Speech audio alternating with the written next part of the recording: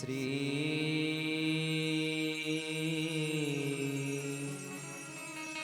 गणेशाय नमः।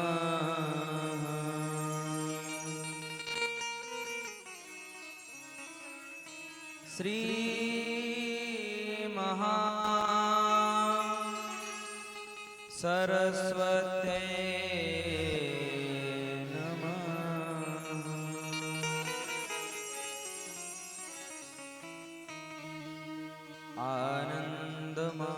आनन्दमानन्दकरं प्रसन्नं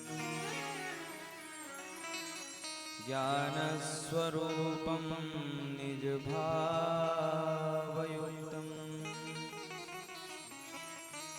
योगीन्द्रमेद्यं भवरोगवेद्यं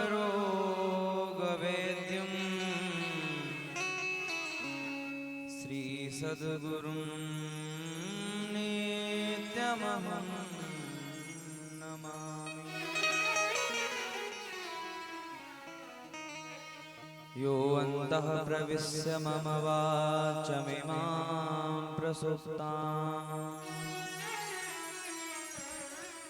सञ्जीवयत्यखिलसत्यधरा स्वधाम्ना अन्यासहस्रचरणा श्रवणात्वगादी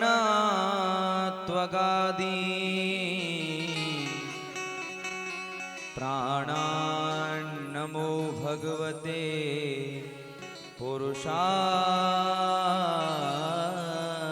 तुभ्यम्।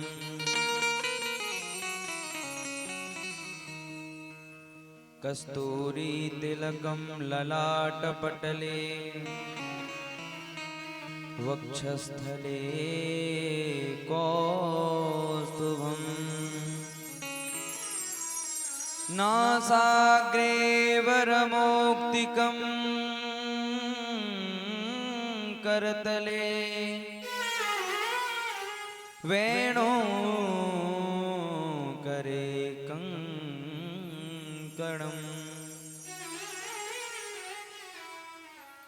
सर्वांगे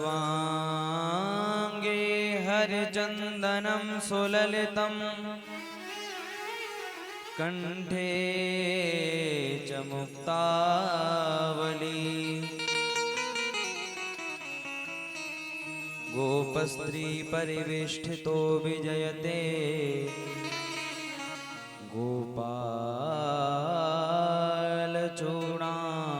गोपालचूडामणि यं प्रव्रजन्तमनुपेतमपेतकृत्यं द्वैपायनो विरहकातराजुहाव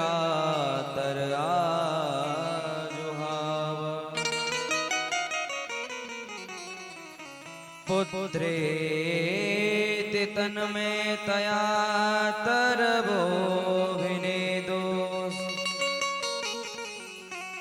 तं सर्वभूतहृदयं मुनिमानतोऽस्मि।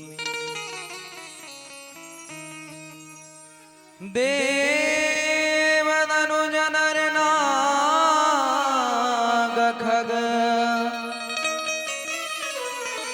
प्रेतपितर गन्धर्व बन्दहु किन्नर रजनिचर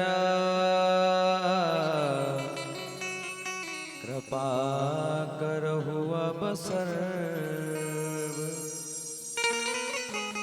कृपा करहु अब सर्व।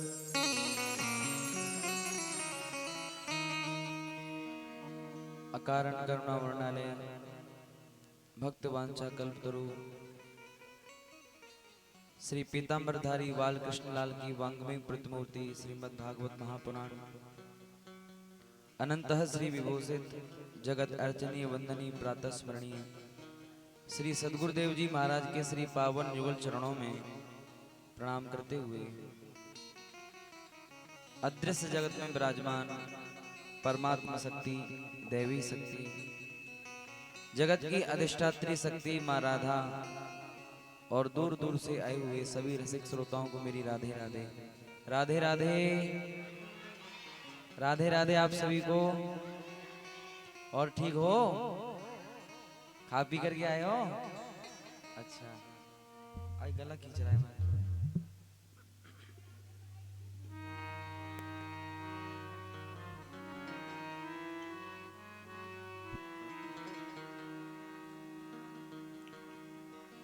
सभी लोग मेरे साथ भगवान नाम संकीर्तन करेंगे प्रेम से ताली बजाते हुए। श्री राम जय राम जय जय राम। श्री राम जय राम जय जय राम। श्री राम जय राम जय जय राम। श्री राम जय राम जय जय राम। श्री राम जय राम जय जय राम। श्री राम जय राम जय जय राम। श्री राम जय राम जय जय राम। श्री राम जय राम जय जय राम। श्री राम जय राम जय जय राम। श्री राम जय राम जय जय राम। सभी लोग प्रेम से भाव से ताली बजाते हैं। जय हो।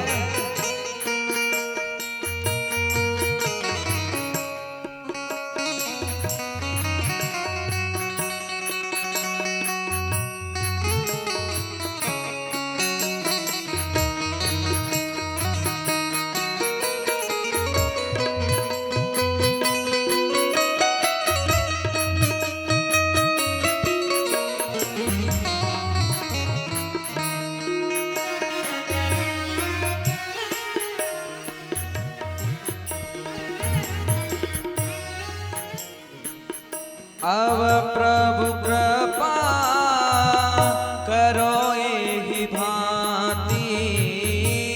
अब प्रभु कृपा करो एहि भांति। अब प्रभु कृपा करो एहि भांति। अब प्रभु कृपा करो एहि भांति। सवत भजन करूं दिन राति। सब भजन करो दिन राति। हाँ श्री राम जय राम जय जय राम। श्री राम जय राम जय जय राम। श्री राम जय राम जय जय राम। श्री राम जय राम जय जय राम। श्री राम जय राम जय जय राम।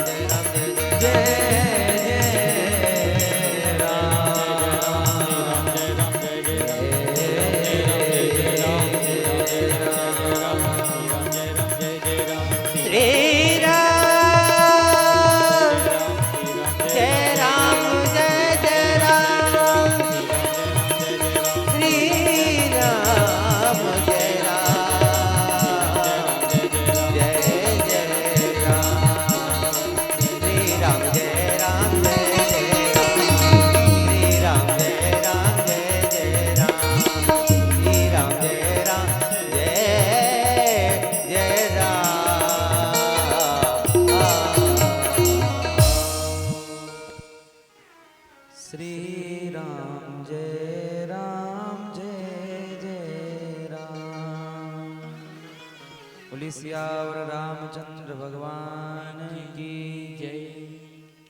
बांके बिहारी लाल की जय। श्रीमद् भागवत महापुराण की जय। सुखदेव जी महाराज की जय। व्यास जी महाराज की जय। स्वामी जादवदास जी महाराज की जय। जय जय श्री राधे। आइए आज कथा के षष्ठम दिवस में आप सभी का बहुत बहुत स्वागत, बहुत बहुत अभिनंदन। थोड़ी आवाज बढ़ा दो।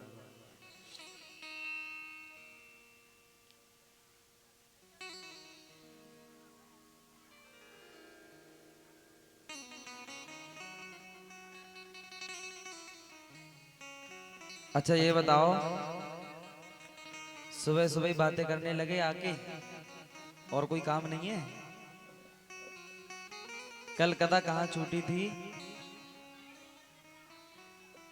हाँ, गोवर्धन पूजा पर।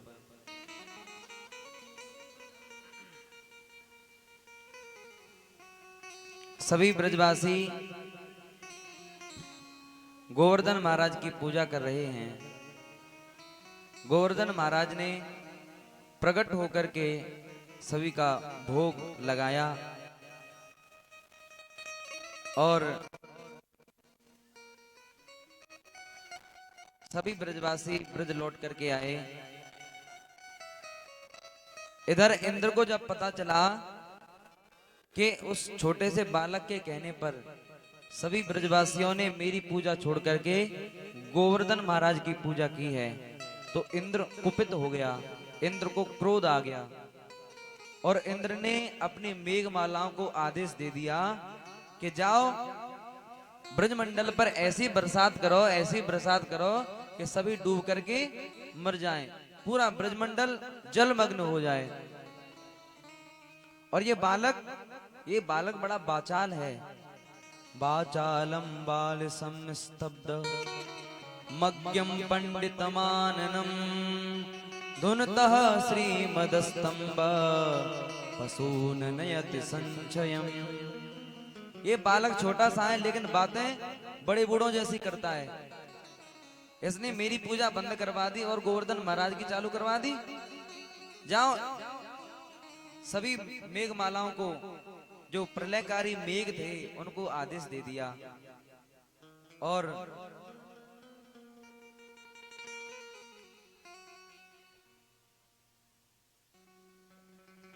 सभी मेघों ने आकर के ब्रजमंडल पर ऐसी बरसात की, ऐसी बरसात की।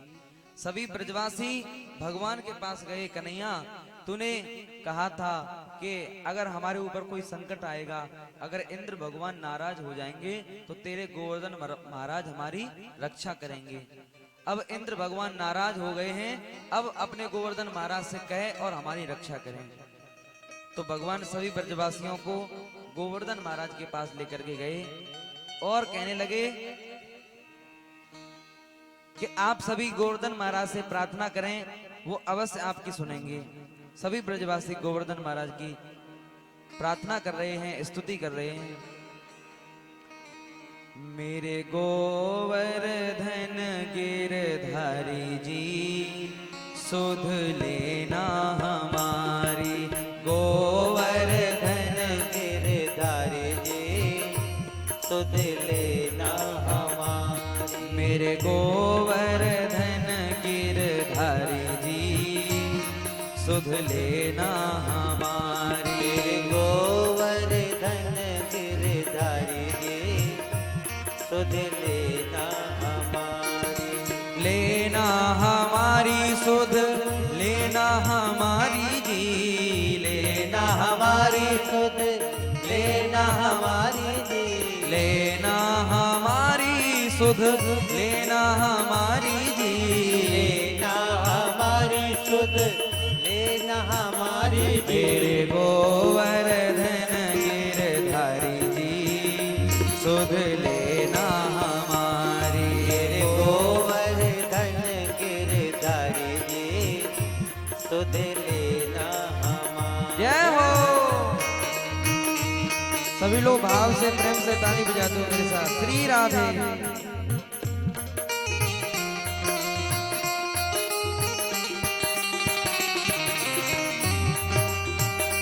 एक बार ऊपर हाथ करके ताली बजाएंगे। श्री राधे।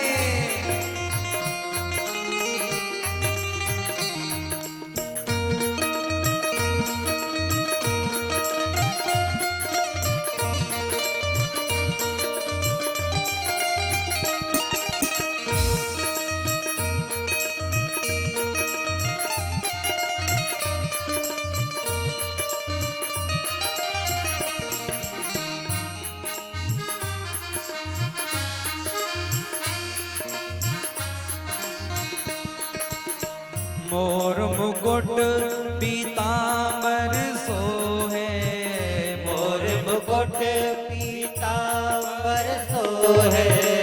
मोर मुकुट पीतांबर सोहे।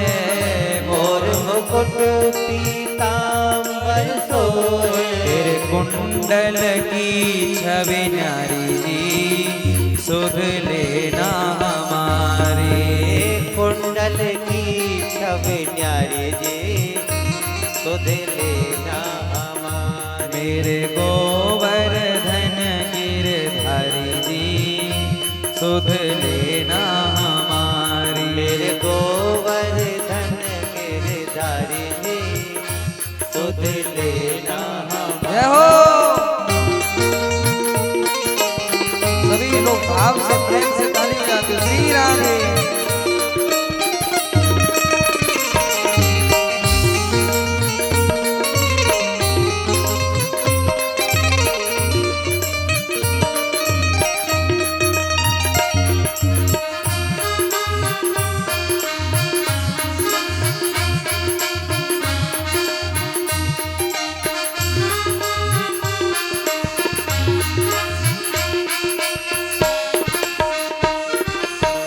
तन मन धन सब तुम पे बारू। तन मन धन सब तुम पे बारू। तन मन धन सब तुम पे बारू।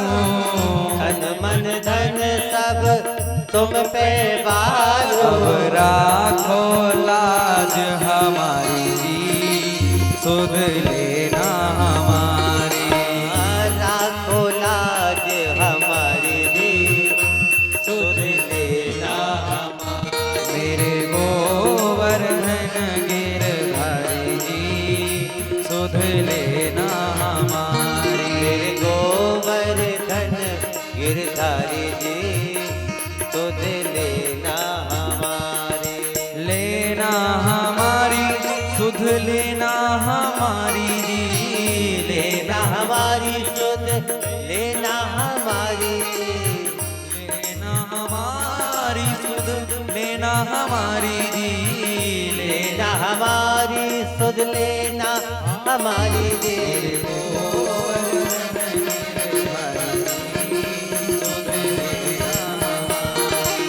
गोवर्धन गिरधारी जी सुध लेना हमारी। सुध लेना हमारी सुध लेना हमारी सुध लेना।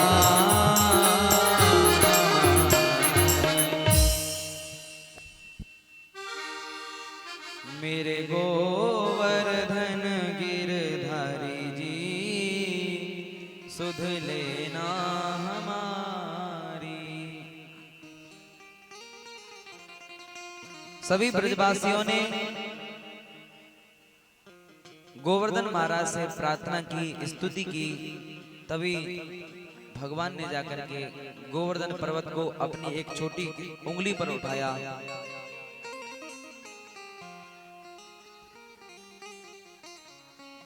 और सभी ब्रजवासियों से कह दिया कि सभी इसके नीचे आ जाओ। इको कम करो थोड़ा।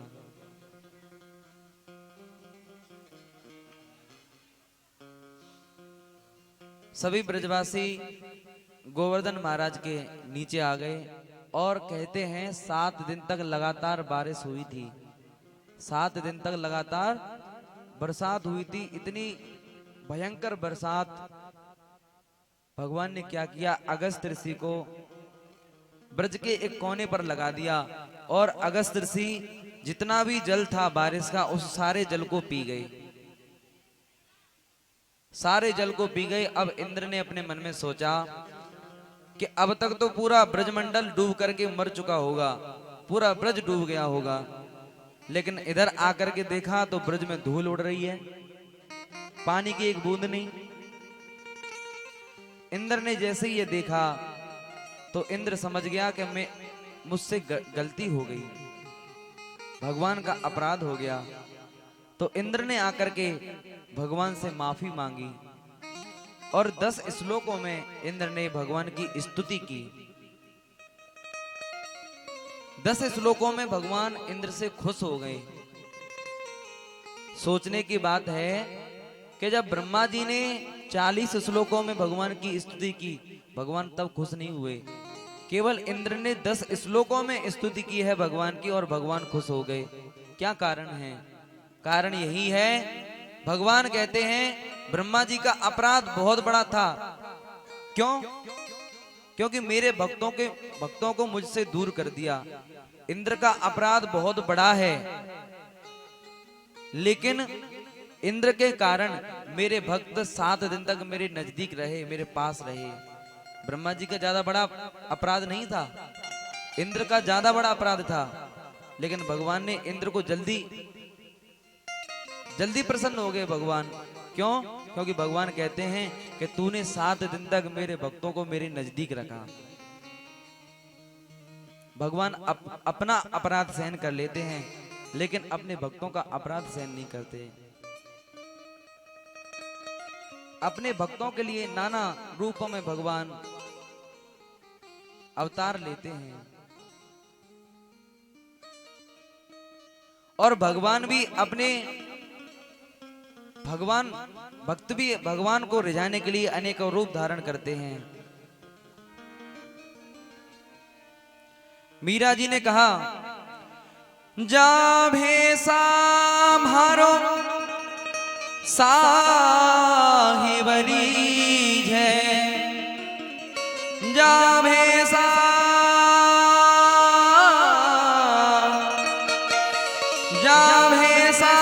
म्हारो साहिबरी है, सोई सोई भेष धरूंगी, बाला में बैरागन हूंगी, बाला में बैरागन हूंगी। जिस पर मेरा परमात्मा रीझता है, जिस पर मेरा भगवान रीझता है, मैं वही वेश धारण करूंगी। एक बार सीता मैया अपनी मांग में सिंदूर लगा रही थी, सिंदूर लगा रही थी, तभी हनुमान जी आए।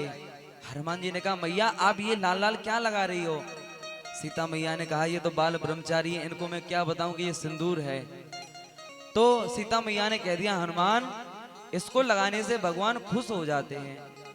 अब सीता मैया ने जैसे ही हनुमान जी से कहा, अब हनुमान जी ने सोचा मैं तो भगवान को हमेशा खुश करना चाहता हूँ। हनुमान जी ने क्या किया कि पूरे शरीर पर सिंदूर लगा लिया, पूरा शरीर लाल कर लिया हनुमान जी ने। और राम जी सभा में बैठे हुए थे। अब जैसे ही सिंदूर लगा करके राम जी के पास हनुमान जी गए, दूर से राम जी ने आते हुए देखा ये लाल लाल कौन आ रहा है, और लाल लाल आदमी को आते हुए देखा, पास में देखा हनुमान। अब जैसे हनुमान जी को भगवान ने देखा तो खिलखिलाकर हंसने लगे। हनुमान जी ने कहा कि मैया ठीक कह रही थी, भगवान इसको लगाने के बाद खुश हो जाते हैं, प्रसन्न हो जाते हैं। उसी समय से हनुमान जी पर चोला चढ़ाया जाता है, सिंदूर चढ़ता है। तो भक्त का भाव रहता है कि भगवान को मैं कैसे भी प्रसन्न करूं, कैसे भी मैं भगवान को खुश करूं। भगतन ने मोहे नाना भांति नचायो, भगतन ने मोहे नाना भांति नचायो। भगवान कहते हैं अहम भक्त पराधीनो ही स्वतंत्र एवं तुझा। मैं तो अपने भक्तों के पराधीन हूँ। भक्त मुझे खिला देते हैं तो खा लेता हूँ, भक्त मुझे सुला देते हैं तो सो जाता हूँ।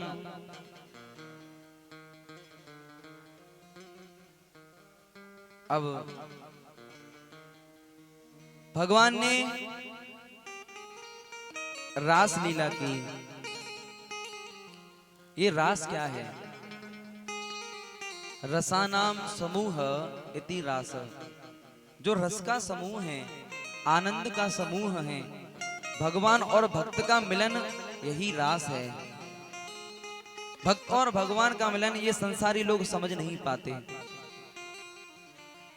भगवान ने शरद पूर्णिमा की रात्रि को मुरली बजाई। भगवान पिता रात्रि शरदोत्फुल्ल मल्लिका, वीक्षरन्तुं मनश्चक्रे योग माया उपाश्रित। ऐसी मुरली बजाई कि जो गोपी संसार के काम में लगी हुई थी, वह गोपी संसार का काम छोड़ करके भगवान की ओर दौड़ी। मुरलिया हरि की मधुबन में धूम मचाई, मुरलिया हरि की मधुबन में धूम मचाई, मुरलिया हरि। मधुबन में धूम मचाई, मुरलिया हरि की। मधुबन में धूम मचाई, मुरलिया हरि। मुरलिया हरि की, बांसुरिया हरि की, मुरलिया हरि की, बांसुरिया हरि की। मुरलिया हरि की, बांसुरिया हरि की।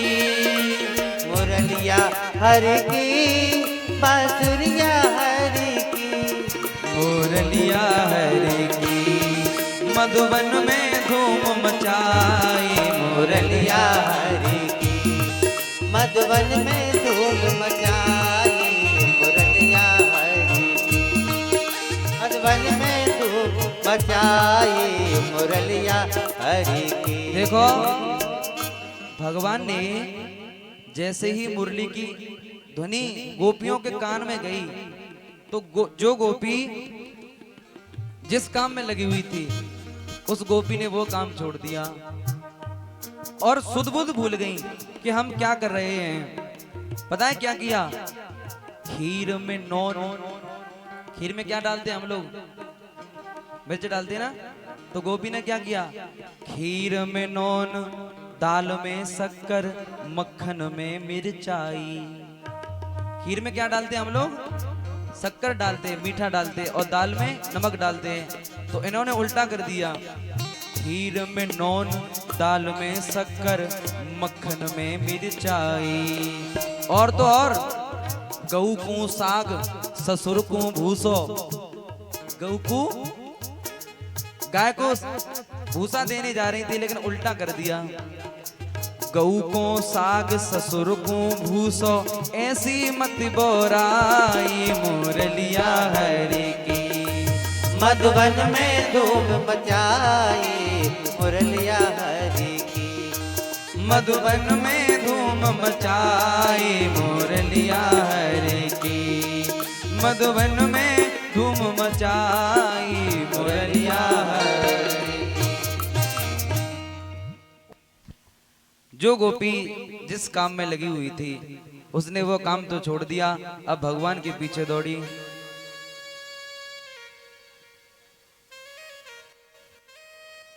एक गोपी अपने घर में झाड़ू लगा रही थी।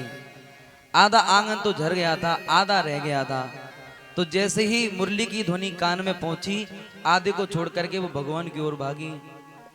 एक गोपी रोटी बना रही थी, एक रोटी तो आग में अंदर सिक रही थी, एक तवी पर डली हुई थी। जैसे ही मुरली की ध्वनि कान में गई तो रोटी को वहीं छोड़ करके भागी भगवान की ओर। एक गोपी काजल लगा रही थी आंखों में, एक आंख में तो लग गया और एक आंख में नहीं लग पाया था। तभी मुरली की ध्वनि कान में पहुंची तो एक आंख से ही, एक आंख में काजल लगा, भगवान के लिए दौड़ी। और एक गोपी तो बछड़े को चारा देने जा रही थी और ससुर को भोजन देने जा रही थी, उल्टा पड़ गया। बछड़े को तो भोजन दियाई और ससुर को क्या दियाई? भूसा। और जिन गोपी के कान में जैसे जैसे आवाज पहुंच रही है मुरली की, वह गोपी भगवान के लिए दौड़ी। और जिन गोपियों को संसार के लोगों ने जाने नहीं दिया शरीर से, वो गोपी मन से भगवान की ओर दौड़ी है। जो जैसे वैसे उठी धाई, जो जैसे वैसे उठे धाई, बाल वृद्ध को संग न जाए। अब सभी गोपियां मिलकर के भगवान के पास पहुंची और भगवान के पास जैसे ही पहुंची, भगवान ने सभी गोपियों को देखा तो भगवान ने पता है क्या कहा? स्वागतम वो महाभाग प्रियम किंकरवाणि ब्रजस्या नामयं कश्चित् भ्रूतागमन कारणम। गोपियों, आप सभी का स्वागत है। और ब्रज में सब कुशल तो हैं? ब्रज में सब ठीक तो हैं? क्या बात है, आप क्यों आई हो? अब सभी गोपियां एक दूसरे की तरफ देखने लगी। अभी तो इन्होंने हमको बुलाया। प्रत्येक गोपी को ये लग रहा था जैसे मुरली की ध्वनि कान में जा रही थी, उसको ये लग रहा था कि कन्हैया मेरा नाम लेकर के मुझे बुला रहे हैं, मेरा नाम ले रहे हैं और मुझे बुला रहे हैं। अब गोपियां एक दूसरे की तरफ देखने लगी। अभी तो इन्होंने हमारा नाम लेकर के बुलाया, अब कह रहे कि क्यों आई हो? भगवान ने फिर कहा, भगवान परीक्षा ले रहे हैं गोपियों की। भगवान ने कहा, रजन्येसा घोर रूपा घोर सत्व निसेविता प्रतीयात ब्रजम नेह स्थेहम स्त्री भी सुमध्यमा। अरे गोपियों, तुम पतिव्रता नारी हो और पतिव्रता नारियों को रात्रि में ऐसे नहीं आना चाहिए, अच्छी बात नहीं है। तुम्हारे घर वाले तुम्हें ढूंढ रहे होंगे, जाओ वापस लौट जाओ। और देखो, भगवान ने एक दृष्टांत दिया। पतिव्रत धर्म में बड़ी शक्ति है। एक बहन, उसका एक छोटा सा बच्चा था। उसका पति कहीं बाहर से थका हुआ आया और वो बैठी हुई थी। वो जैसे ही बैठी हुई थी तो उसका पति उसके घुटनों पर अपना सिर रख करके सो गया। अब थोड़ी देर बाद क्या हुआ, उसका छोटा सा बच्चा जो अभी चलना नहीं जानता, केवल घोंटू घोंटू चलता है, चूल्हे में आग जल रही थी, वो आग की तरफ भागने लगा। अब वो बहन अपने मन में सोच रही है, अगर मैं अपने पति को उठाती हूं तो इनकी नींद खुल जाएगी, मेरा पतिव्रत धर्म नष्ट हो जाएगा, और अगर इनको नहीं उठाती तो मेरा बच्चा मौत के मुंह में जा रहा है। अब क्या करना चाहिए? तो उस बहन ने आंखें बंद की और भगवान का ध्यान करने लगी। हे प्रभु, अब आपके हाथों में मेरे बच्चे की जान है। थोड़ी देर बाद जब उसका पति जागा तो तुरंत भागी अपने बच्चे के लिए और जाकर के देखती है कि जिस चूल्हे में आग जल रही थी उस चूल्हे में फूल हैं, पुष्प, आग के भी फूल बन गए। किससे? पतिव्रत धर्म से। पतिव्रत धर्म में इतनी बड़ी शक्ति है। गोपियों, आप सभी अपने घर लौट जाओ। गोपियों ने कहा, कि ऐसे दो चार दृष्टांत तो हम पर भी आते हैं। अच्छा, तुम भी सुनाओ। तो गोपियों ने भी एक दृष्टांत दिया। एक नया नया विवाह हुआ था दंपति का, तो जो पत्नी थी उसका ये काम था कि वो अपने पति को भोजन करा करके ही भोजन करती थी। जब तक वो नहीं भोजन कर लेता तब तक वो खुद नहीं करती थी। एक दिन क्या हुआ कि उसके पति को 6 महीने के लिए विदेश जाना था। अब विदेश जाना था, उस पत्नी ने अपने पति से कहा कि मैं तो आपके बिना भोजन नहीं करती, जब तक आपको नहीं खिला देती तब तक मैं खाती नहीं हूं, और आप विदेश चले जाओगे तो मैं कैसे रहूंगी। पति ने क्या किया, अपना एक फोटो बनवाया बड़ा सा, और फोटो उसको दिया कि जब तक मैं नहीं आता तब तक इस फोटो की पूजा करके तू भोजन कर लेना। अब वो पति चला गया। ऐसे ही करते करते अब वो फोटो की पूजा करती है, फोटो को भोग लगाती है, फिर भोजन करती है। 6 महीना जैसे हुए, 6 महीने बाद उसका पति लौट करके आया, और उसी समय वो फोटो की पूजा में लगी हुई थी। उसी समय वो आकर के गेट खटखटा रहा है। अब आप ही बताइए उस गोपी को, उस बहन को क्या करना चाहिए? गेट खोलना चाहिए कि फोटो की पूजा करनी चाहिए? भगवान से गोपियों ने पूछा, मैं आपसे पूछ रहा हूं, बताओ क्या करना चाहिए? बोलो, क्या करनी चाहिए? पूजा करनी चाहिए। अच्छा, अभी निर्णय नहीं ले पा रहे क्या करना चाहिए, है ना? गेट खोलना चाहिए। हाँ, सही बात, आपने बिल्कुल ठीक बताया। उस बहन को गेट खोलना चाहिए। क्यों? क्योंकि जो फोटो है वो तो नकली है, उसका असली पति तो बाहर खड़ा है ना। जब तक असली पति नहीं आया तब तक उसकी पूजा करनी थी। अब असली पति आगे आए तो उसको जाकर के गेट खोलना चाहिए। तो भगवान ने भी यही उत्तर दिया। अब गोपियों ने कहा कि आपने निर्णय अपने मुंह से ही कर दिया। बोले कैसे? बोले ये संसार के जितने भी पति हैं ना, ये फोटो की तरह हैं। असली पति हमारा कौन है? असली पति है भगवान, असली पति है परमात्मा। जब तक भगवान नहीं मिल जाता तब तक इन संसारियों के पतियों की पूजा करते हैं, और जब वो परमात्मा मिल जाता है, भगवान मिल जाता है, फिर इनकी पूजा करने से क्या फायदा? फोटो तो खराब हो जाता है, गल जाता है, टूट जाता है, लेकिन असली पति हमारा परमात्मा सामने है। तो हमारे जो संसार के पति हैं ये तो फोटो की तरह हैं। असली पति हमारा कौन है? परमात्मा। अब भगवान प्रसन्न हो गए, खुश हो गए। भगवान ने कहा, गोपियों, मैं तो तुम्हारी परीक्षा ले रहा था, मैं तो चेक कर रहा था कि तुम्हारे मन में क्या है। तो भगवान ने सभी गोपियों को लिया और सभी गोपियों को लेकर के भगवान रास करने लगे। भगवान ने गोपियों के साथ रास किया, लेकिन एक गड़बड़ हो गई। क्या हो गया? प्रत्येक गोपी को यह लग रहा है कि कन्हैया मेरे साथ रास कर रहे हैं। अलग अलग रूप भगवान ने धारण कर लिए। प्रत्येक गोपी को यह लग रहा है कि मेरे साथ रास कर रहे हैं। तो इनको क्या हुआ? इनको अहंकार हो गया कि देखो मैं ज्यादा सुंदर हूं, इसलिए मेरे साथ रास कर रहे हैं। मैं ज्यादा सुंदर हूं। देव से दृष्टि हट करके अपनी देह पर आ गई। तो भगवान तो कहते हैं, मोहे कपट छल छेद्र न भावा, निर्मल मन जन सो मोहि पावा, निर्मल मन जन सो मोहि पावा। भगवान को अहंकार पसंद नहीं है, तो भगवान सभी गोपियों को छोड़ करके अंतर ध्यान हो गए। राधिका जी को अपने साथ ले गए। आगे बताते हैं कि राधा जी को भी अहंकार हो गया, लेकिन ऐसी बात नहीं है। राधिका जी इसलिए रुक गई थी कि आप भी जा रहे हैं और मैं भी जा रही हूं, कहीं ये गोपी विरह के मारे अपने प्राण न दे दें। तो राधा जी भी को वहीं छोड़ करके भगवान चले गए। अब ये गोपियां भगवान को ढूंढ रही हैं। कभी किसी से जाकर के पूछती हैं। पहले तो उन्होंने सोचा कि यहीं कहीं छुपे होंगे, कहा कन्हैया कन्हैया, भगवान नहीं आए।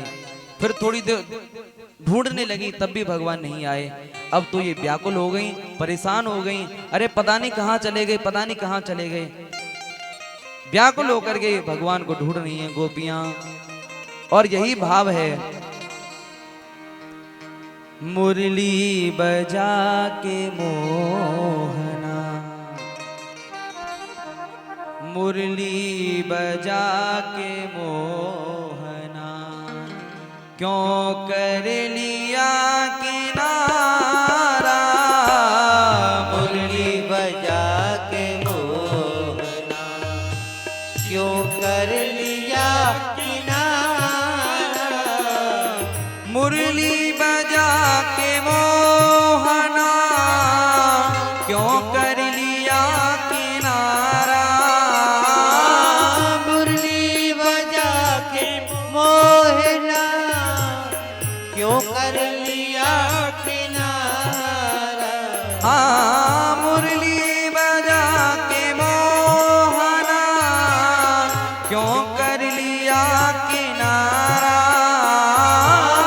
मुरली बजा के मोहना, क्यों कर लिया किनारा, अपनों से हाय कैसा, अपनों से हाय कैसा व्यवहार है तुम्हारा, अपनों से हाय कैसा व्यवहार है तुम्हारा, मुरली बजा के मोहना, मुरली बजा के मोहना, क्यों कर लिया किनारा, मुरली बजा के मोहना, क्यों कर लिया किनारा,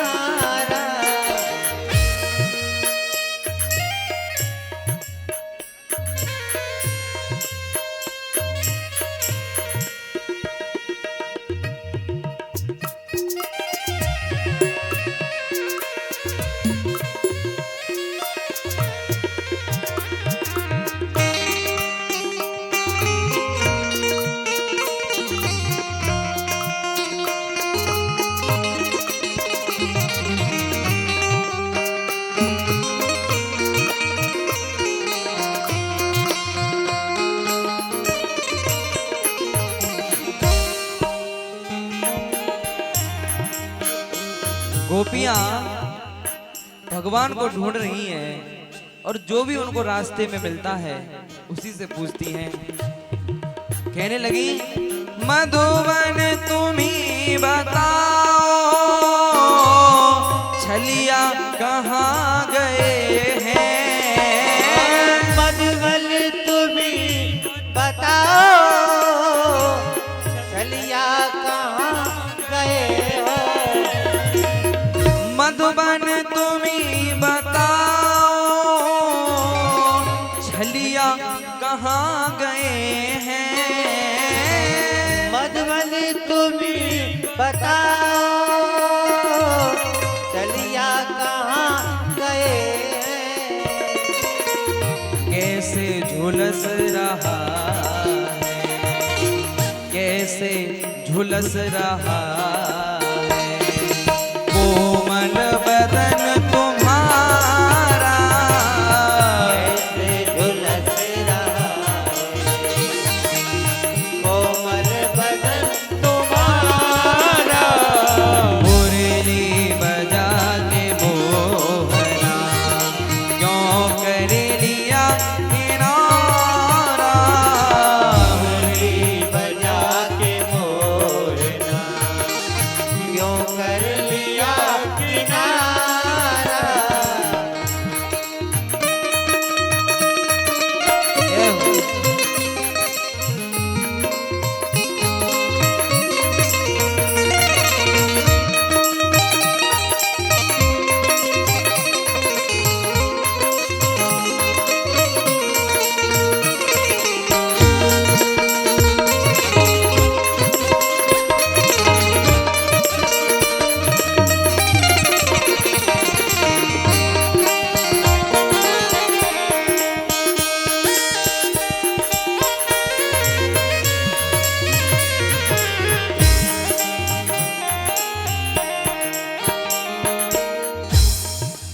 आगे चली गोपियां तो आगे यमुना जी मिली। यमुना जी से जाकर के पूछा, यमुना तुम ही बताओ मोहन कहाँ गए हैं। यमुना तुम्ही बताओ मोहन कहाँ गए हैं। यमुना तुम ही बताओ छलिया कहाँ गए हैं। यमुना तुम्ही बताओ चलिया कहाँ गए हैं। तुम भी छली गई हो, तुम भी छली गई हो, कहती है नील धारा चली गई हो, कहती है नील धारा मुरली बजा के मोहना क्यों कर लिया किनारा। मुरली बजा के मोहना क्यों कर लिया किनारा। मुरली बजा के मोहना क्यों कर लिया किनारा। मुरली बजा के मोहना क्यों कर लिया किनारा। अपनों से हाय कैसा, अपनों से हाय कैसा व्यवहार है तुम्हारा। अपनों से हाय कैसा व्यवहार है तुम्हारा।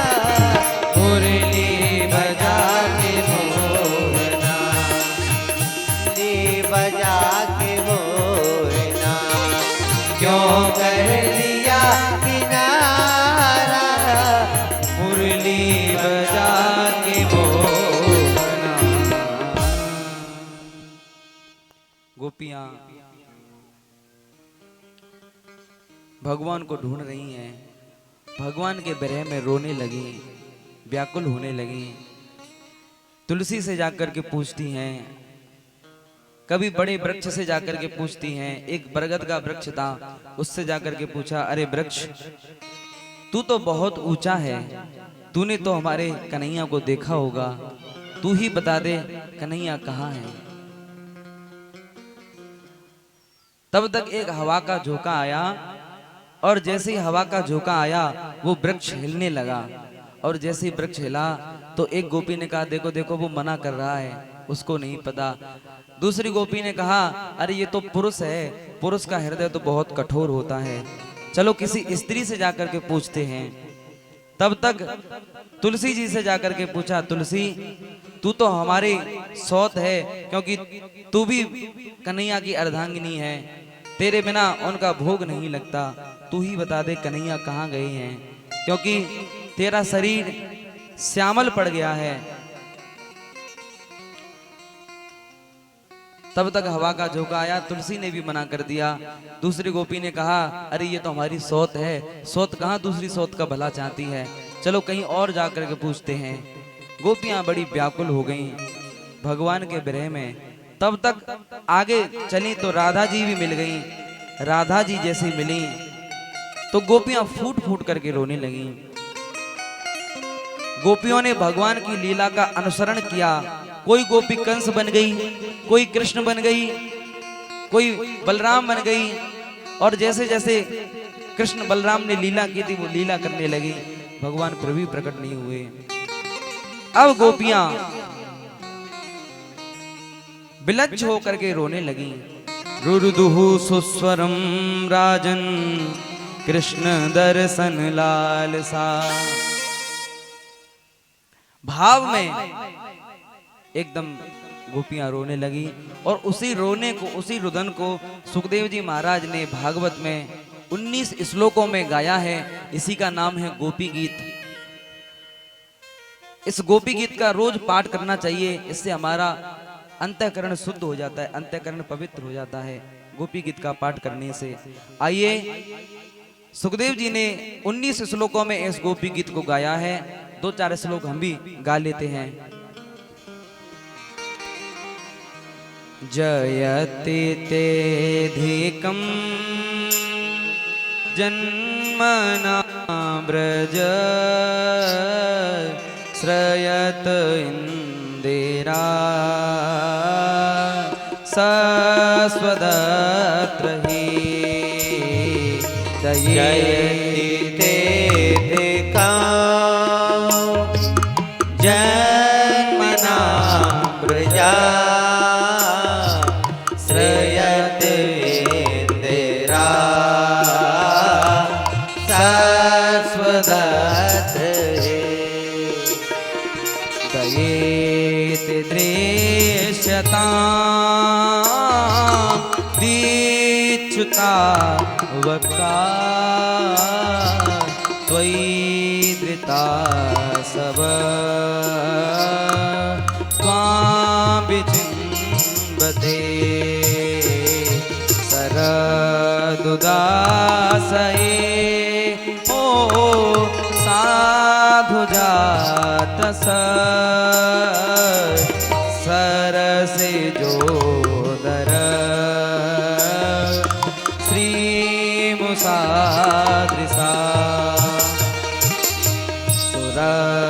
सुरतनाथ ते शुल्कदासिका वरधनी ज्ञतो नेह किं वद सजलाप्यया व्यालराक्षसा वर्षमारुता वेदिकानला समयात्मजा विश्वतो भया त्रिसभते वयं रक्षितामुः न कालगोपिका नन्दनो भवा न खेलदेना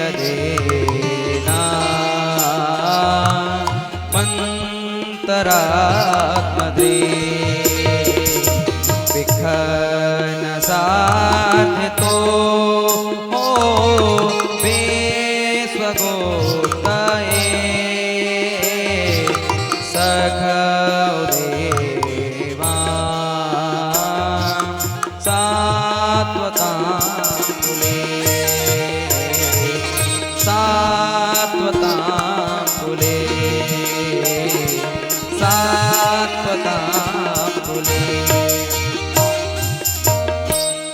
यत्ते सुजात चरणाम्बुरुहं स्तनेषु भीतासनै प्रियदधीमहि कर्कशेषु तेनाटवीमटसितं व्यथते न किंचित् कुर्वादिभ्रमदिमते धीर भवदायुषाम्नाम्।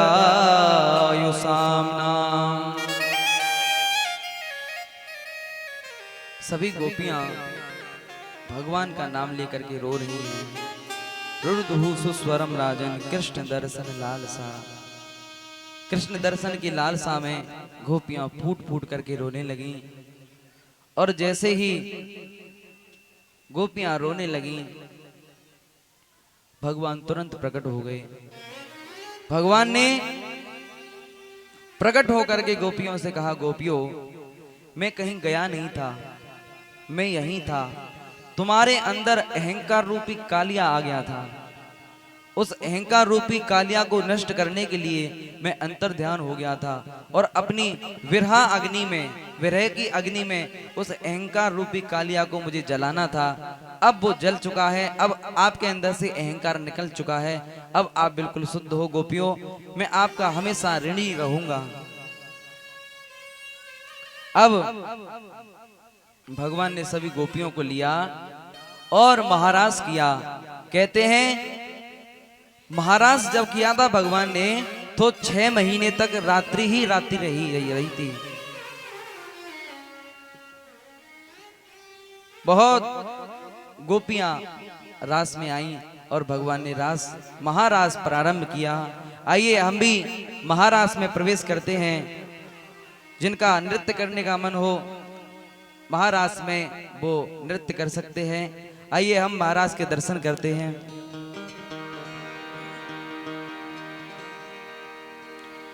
रास रचो है, रास रचो है, यमुना किनारे महारास रचो है। रास रचो है, रास रचो है, यमुना किनारे महारास रचो है। रास रचो है, रास रचो है, यमुना किनारे महारास रचो है।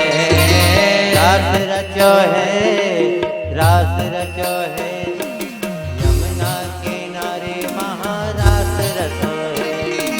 राधा नाचे कृष्ण नाचे नाच गोपी जन, राधा नाचे कृष्ण नाचे नाच गोपी जन। राधा नाचे कृष्ण नाचे नाच गोपी जन। राधा नाच कृष्ण नाच नाच गोपी जन। मन मेरो बन गयो सखीरी पावन वृंदावन। मन मेरो बन गयो सखीरी पावन वृंदावन। हाँ हाँ मन मेरो बन गयो सखीरी पावन वृंदावन। मन मेरो बन गयो सखीरी पावन वृंदावन। रास रचो है, रास रचो है, यमुना किनारे महारास रचो है। रास रचो है, रास रचो है, यमुना किनारे महारास रचो है। जय हो रास बिहारी भगवान की।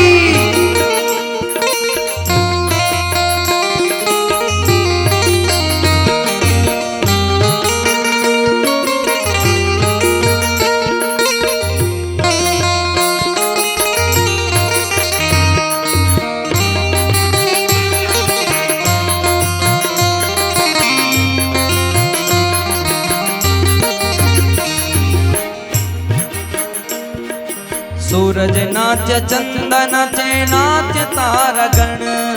सूरज नाच चंद नाचे नाच तारागण। सूरज नाच चंद नाचे नाच तारागण। सूरज नाच चंद नाच नाच तारागण। मन मेरो बन गयो सखीरी पावन वृंदावन। मन मेरो बन गयो सखीरी पावन वृंदावन। रास रचो है, रास रचो है, यमुना किनारे महारास रचो है। रास रचो है, रास रचो है, यमुना किनारे महारास रचो है। जय हो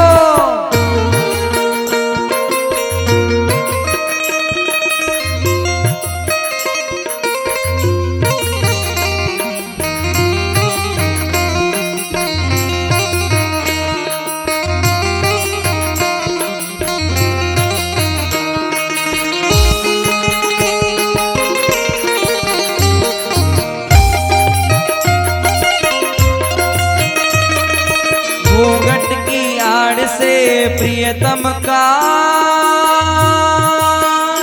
दीदार अधूरा रहता है। घूंघट की आड़ से प्रियतम का दीदार अधूरा रहता है। जब तक ना मिले नजरों से नजर, जब तक ना मिले नजरों से नजर, श्रृंगार अधूरा रहता है। दिल भर का श्रृंगार अधूरा रहता है।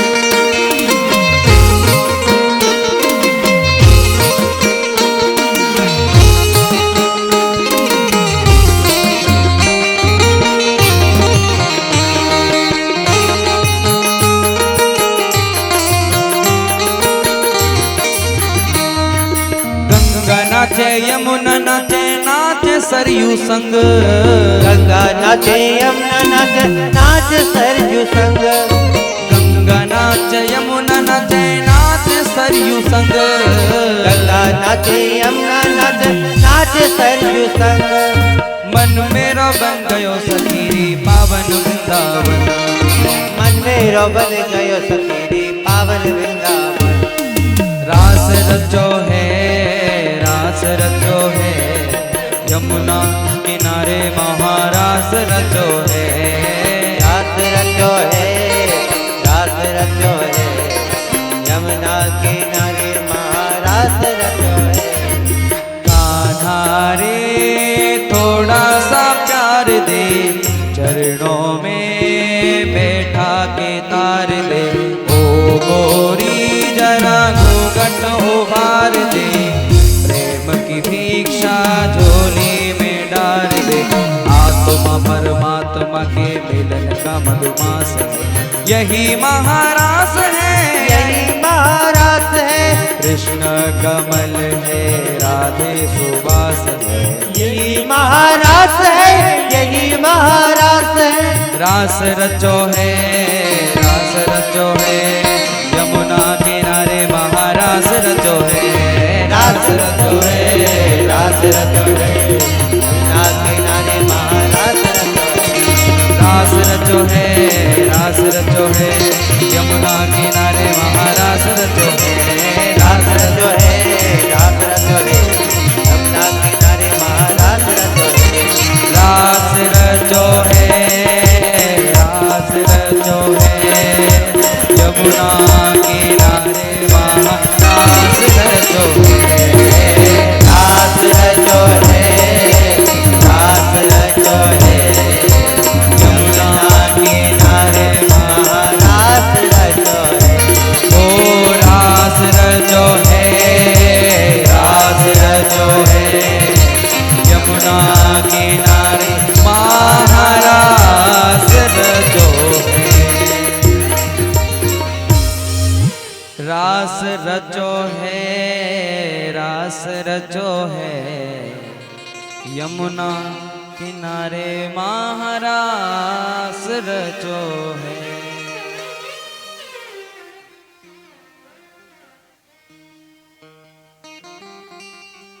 भगवान ने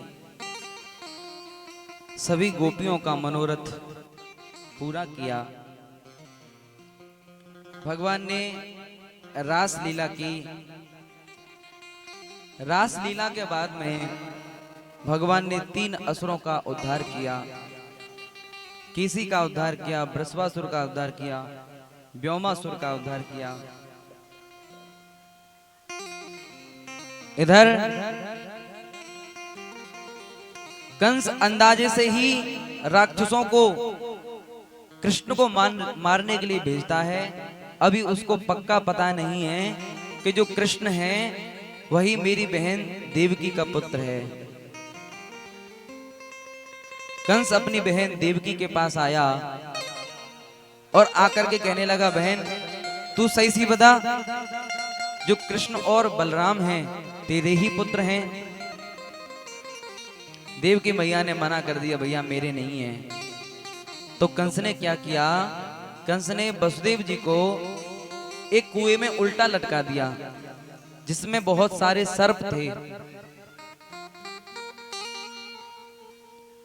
अब जैसे ही वसुदेव जी को उल्टा लटकाया और देवकी से कहा, अब बता कृष्ण और बलराम तेरे ही पुत्र है ना। अब देव की मैया के सामने कितना बड़ा धर्म संकट है। अगर बता देती है तो पुत्रों की जान संकट में है, और नहीं बताती तो पति की जान संकट में है। क्या करना चाहिए? देव की माँ ने सोचा अब मैं क्या करूं। तो जो पतिव्रता स्त्री होती है, कभी कभी ऐसा धर्म संकट आ जाता है कि अपनी संतान को बचाऊं कि अपने पति को बचाऊं। तो जो पतिव्रता स्त्री होती है वो अपने पति को बचाती है।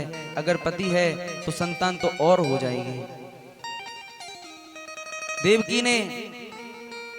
देवकी माँ ने कहा, हाँ भैया मेरे ही पुत्र हैं कृष्ण और बलराम। कंस ने आदेश दिया कि अक्रूर को भेजो और मथुरा में लेकर के आए अक्रूर कृष्ण और बलराम को। देवकी मैया ने अक्रूर को बुलाया। अक्रूर जी आए। अक्रूर जी से सारी बात बताई कि तुम वृंदावन जाओ और वृंदावन से मेरे जो पुत्र हैं कृष्ण और बलराम उनको ले आओ और ला करके कंस को सौंप दो। अक्रूर जी ने पहले बहुत सारी योजनाएं बनाई थी कि कृष्ण और बलराम के हाथों कंस को मरवाएंगे, लेकिन अक्रूर जी देवकी मैया से कह रहे हैं कि भाभी आप ये क्या कह रही हो? आपको पता है अगर मैं आपके पुत्रों को ले आऊंगा तो ये कंस उनको मार देगा, और मैंने इतना षड्यंत्र बनाया था कंस को मारने के लिए, वो सब पर पानी फिर जाएगा। देवकी मैया ने कहा कि कुछ भी हो मेरा आदेश है, तुम जाकर के मेरे दोनों पुत्रों को ले आओ।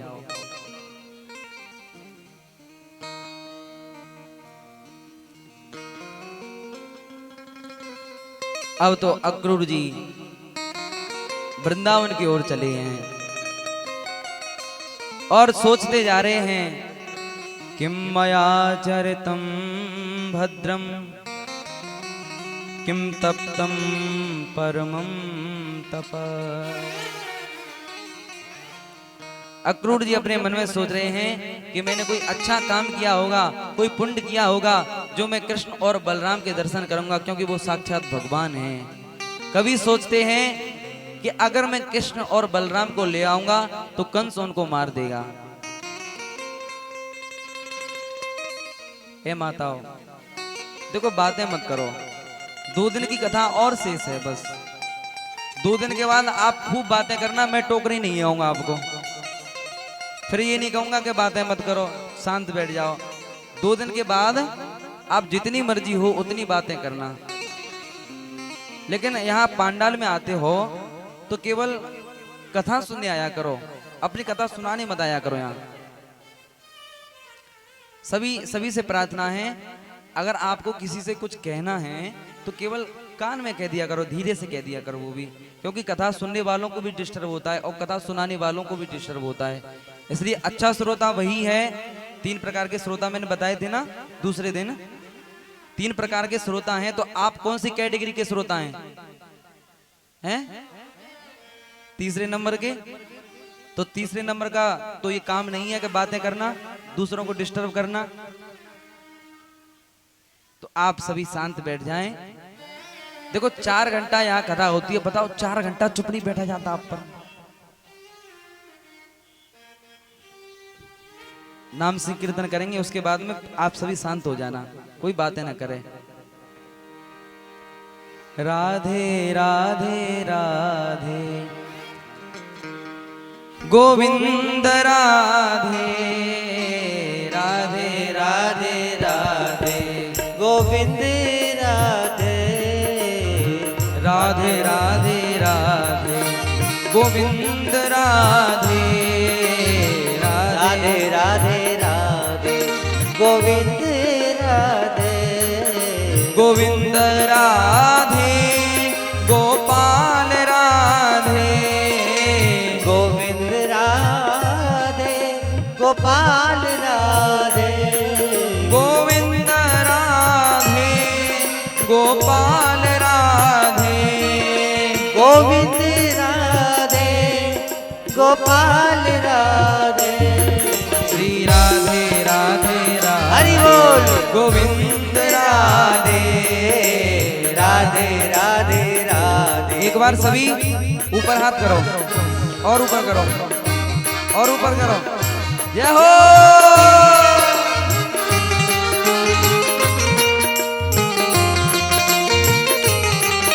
श्री राधे। हरि बोल।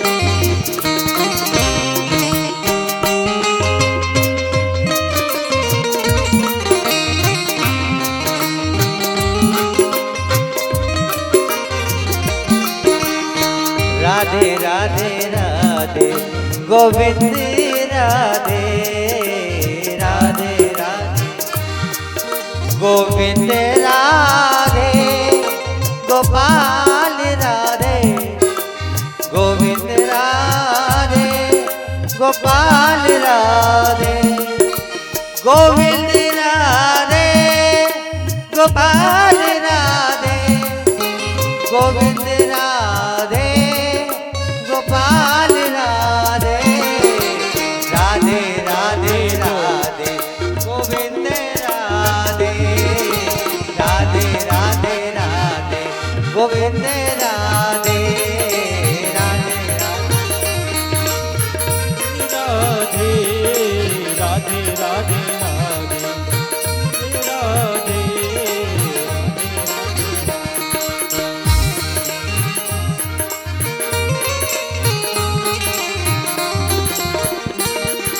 गोविंद राधे गोपाल राधे गोविंद राधे गोपाल राधे गोविंद राधे गोपाल राधे गोपाल राधे गोपाल राधे राधे राधे राधे गोविंद राधे राधे राधे राधे गोविंद राधे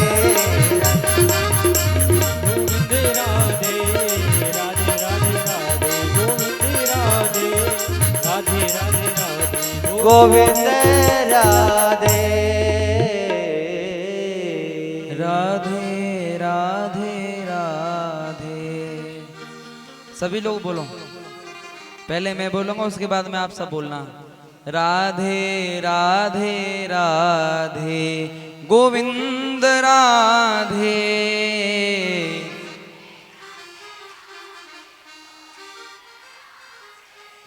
अब आवाज नहीं निकल रही। जब बातें करते तब तो बड़ी आवाज निकल आती है, कीर्तन करवा फिर आवाज नहीं निकलती। अब किसी ने बात की तो आपके बगल वाले की सौगंध है आपको। हाँ, अब कोई मत बात करना। राधे राधे राधे गोविंद राधे।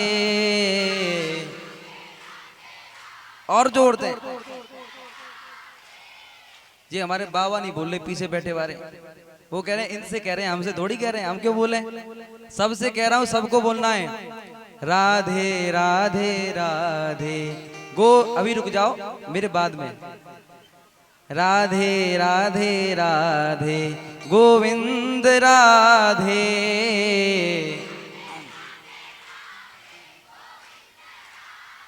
ये बात वो अभी भी नहीं बोले।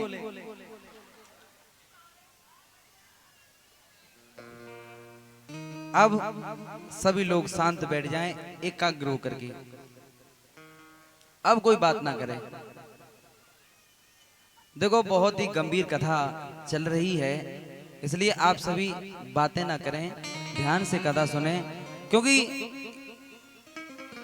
ये जो कथा है हमारे कल्याण के लिए है।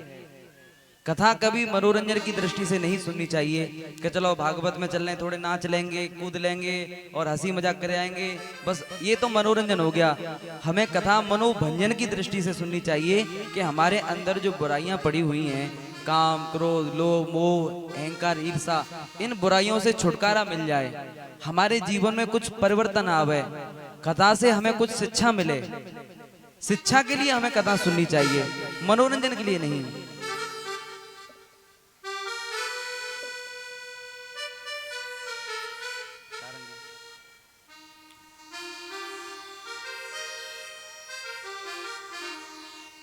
अक्रूर जी ब्रज में जाने लगे और जैसे ही वृंदावन की ओर गए तो वृंदावन मथुरा से वृंदावन के लिए ज्यादा देर का रास्ता नहीं है, लेकिन अक्रूर जी 10 घंटे में पहुंचे और रथ से गए थे। 10 घंटे में पहुंचे। इधर अब भगवान को पता चल गया है कि अक्रूर काका मुझे लेने आ रहे हैं, तो भगवान का अब ग्वाल बालाओं में मन नहीं लग रहा, खेलने में मन नहीं लग रहा। भगवान बड़े दुखी हैं और एक सखा ने आकर के भगवान से कहा, लाला लाला चल खेलने चलते हैं, लाला चल खेलने चलते हैं। भगवान कह रहे हैं आज मेरा मन नहीं है, आप चली जाओ। और भगवान रोने लगे। भगवान जैसे ही रोने लगे तो उस ग्वाल बाल सभी भगवान के पास आए। उस सखा ने जाकर के कहा, अरे देखो लाला रो रहा है और वो कह रहा है कि आज मेरा खेलने का मन नहीं है, पता नहीं आज उसे क्या हो गया, आज वो बहुत दुखी है। तो सभी ग्वाल बाल भगवान के पास गए और भगवान के पास जाकर के कहने लगे, लाला लाला क्या बात है, तू दुखी क्यों है, तू रो क्यों रहा है।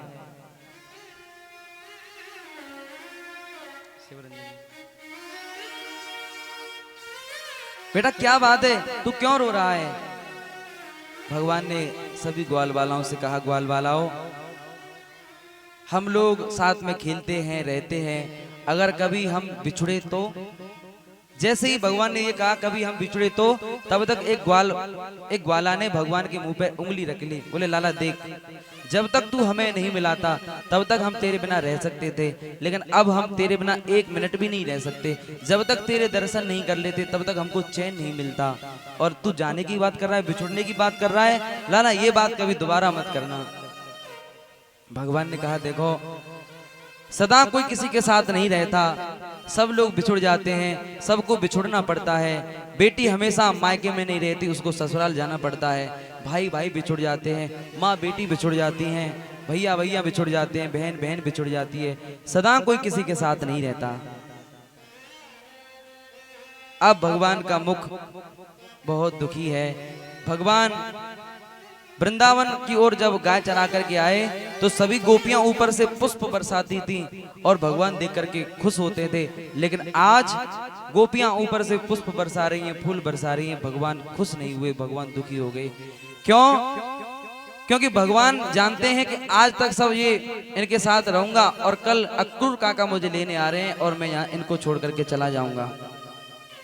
जब किसी बेटी का विवाह होता है, किसी बहन का विवाह होता है, तो वो बहन अपने घर को देख करके रोती है, ये मेरा घर, ये मेरे माँ बाप, ये मेरे चाचा, ये मेरे ताऊ, ये मेरा कमरा, ये मेरे कपड़े और ये मेरा मोहल्ला, ये मेरे पड़ोसी।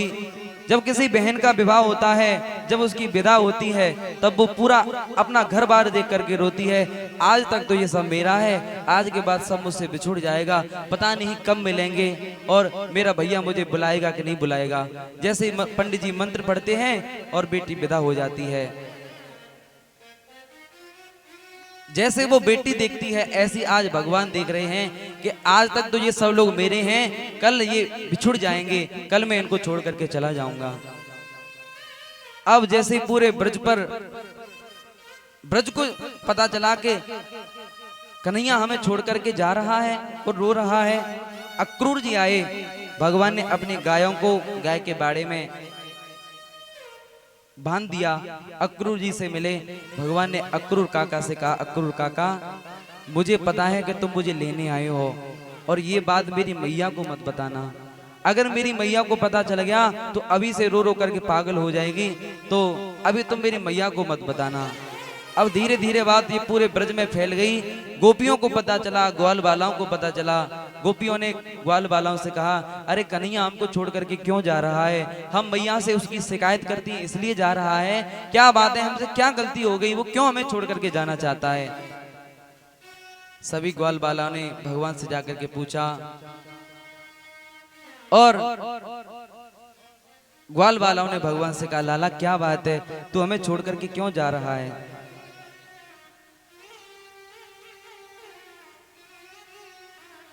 भगवान आज जहां भी देखते हैं, जिस किसी को भी देखते हैं, बस उनकी आंखों से आंसू निकलते हैं।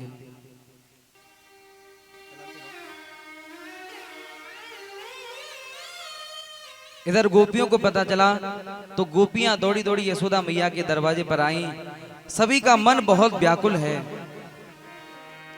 मन है व्याकुल नयन सजल हैं, कैसी बेला आई हो, सूरज के संग डूब रहा मन, कैसी कठिन विदाई हो। मैया मैया की वह प्रतिध्वनि प्रतिपल पड़े सुनाई हो, कृष्ण की लीला कृष्ण की बातें जाए नहीं बिसराई हो, श्याम सकारे जाएंगे नयन मरेंगे रोए, विधि नाए सो कीजियो भोर कबहु ना हो। गोपियां रोने लगी और भगवान से प्रार्थना कर रही हैं, हे प्रभु ऐसी कृपा कर दो कि कभी भोर ही ना हो, कभी सुबह ना हो, क्योंकि सुबह होते ही कन्हैया हमें छोड़ करके चला जाएगा। अंदर से यशोदा मैया निकल के आई। यशोदा मैया ने शोर सुना तो कहा, अरे गोपियों बावड़ी हो गई हो, क्या बात है, तुम क्यों रो रही हो? गोपियों ने कहा, मैया तुझे पता नहीं, तेरा लाला हमको छोड़ करके चला जाएगा सुबह।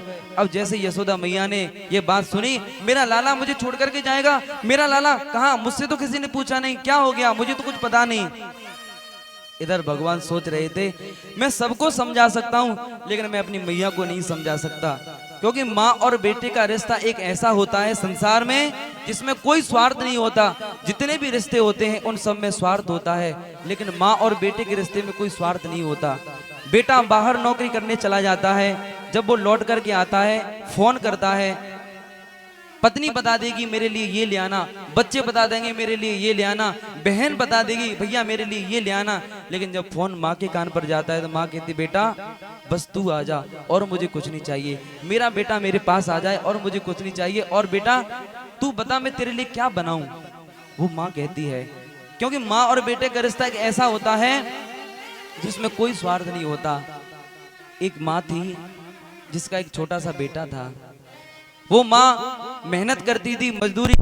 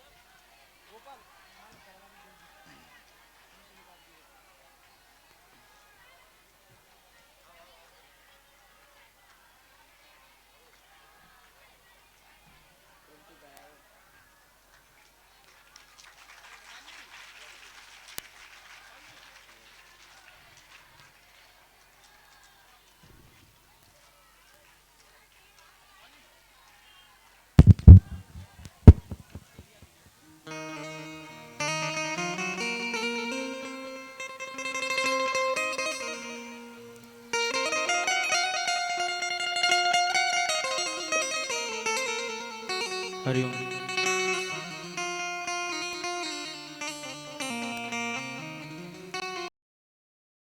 वृंदावन बिहारी लाल की।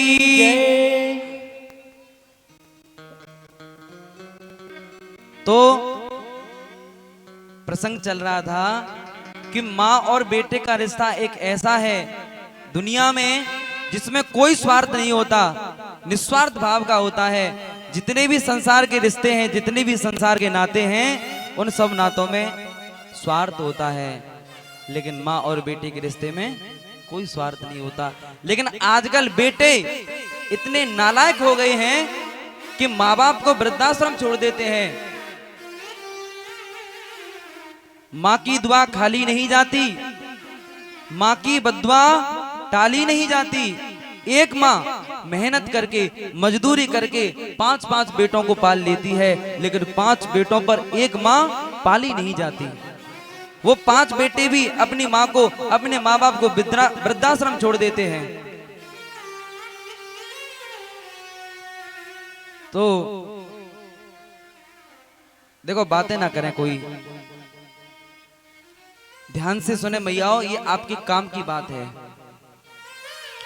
एक मैया थी जिसका एक छोटा सा बेटा था और वो दूसरे के यहाँ बर्तन मांजती थी।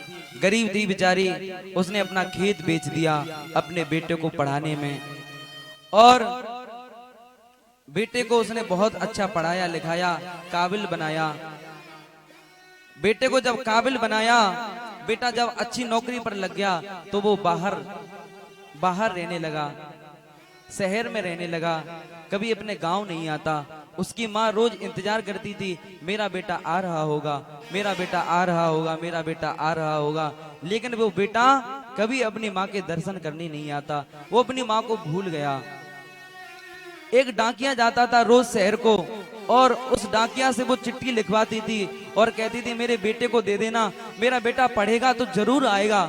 लेकिन वो डाकिया जब भी लौट करके आता, माँ उसके पीछे पीछे घूमती, अरे अरे भैया, मेरे बेटे ने कोई चिट्ठी भेजी है, मेरे बेटे ने कोई चिट्ठी भेजी है, मेरे बेटे ने कुछ कहा है, वो कब आएगा, उसने कुछ कहा है।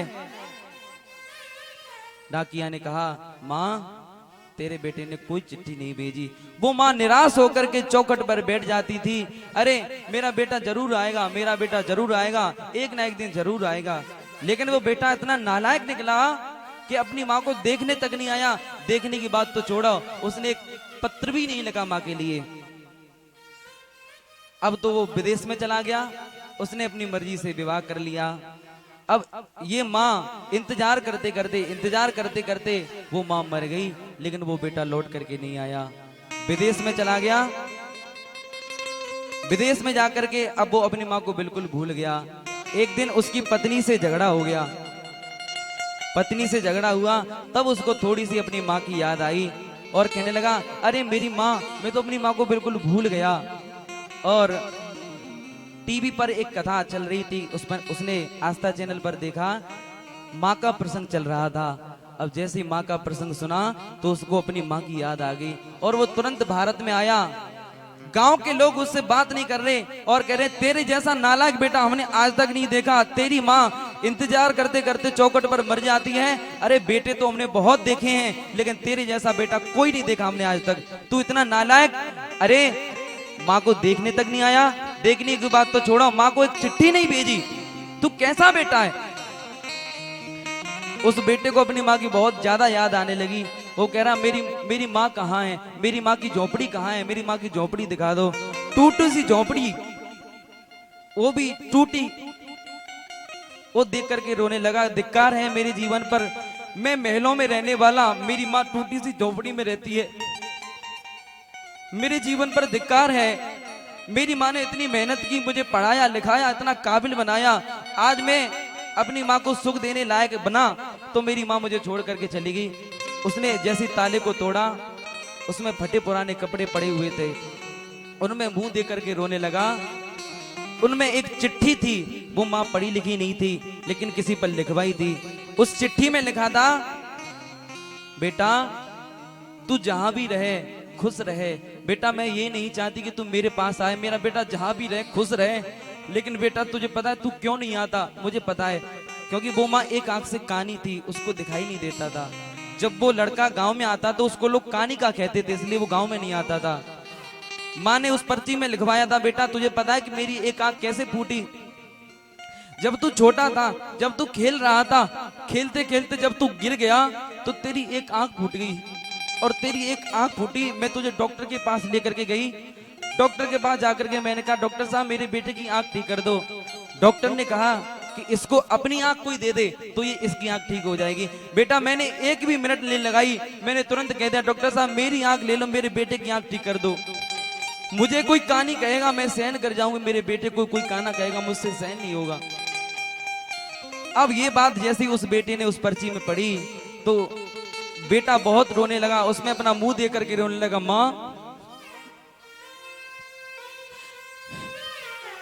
मैं अंतिम समय में तुझे देख नहीं पाया, माँ मैं जाते समय तुझे देख नहीं पाया। उसमें बस यही लिखा था पर्ची में, बेटा मैं ये नहीं चाहती कि तू मेरे पास आ, तू जहां भी रहे खुश रहे, लेकिन बेटा मेरे मन में एक इच्छा रह गई कि मैं तुझे अंतिम समय में देख नहीं पाई। बेटा बस मेरे मन में यही इच्छा रहेगी कि मैं तुझे देख नहीं पाई।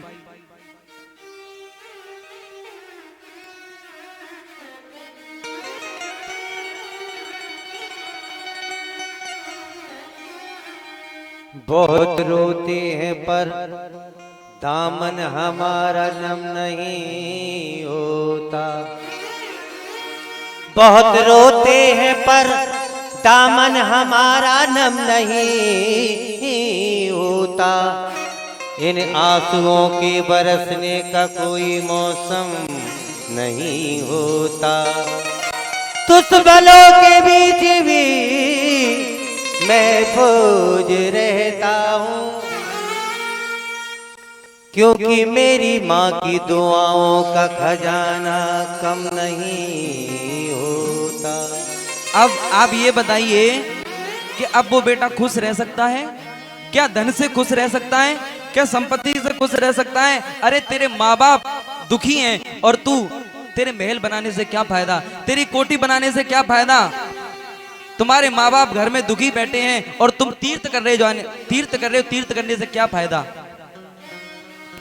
माँ बाप के चरणों में ही तीर्थ होते हैं, सारे तीर्थ माँ बाप के चरणों में होते। तुम्हारे माँ बाप घर में दुखी बैठे हैं और तुम तीर्थ कर रहे हो, तुम्हें कोई पुण्य नहीं मिलेगा, उल्टा तुम्हें पाप मिलेगा।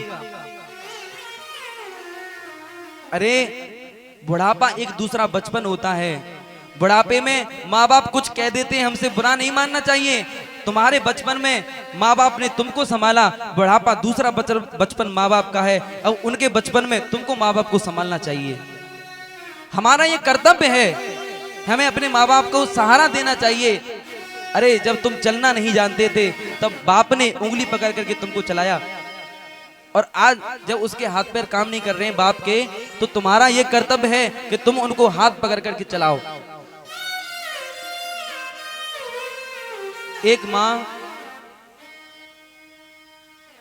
4 बेटे थे उसके, 4 बेटों ने मिलकर के अपनी माँ को वृद्धाश्रम छोड़ दिया। अब वो बेचारी बहुत रोती है। 3 महीने हो गए, 3 महीने से इंतजार करती है, मेरा बेटा आएगा, मेरा बेटा आएगा, मेरा बेटा आएगा।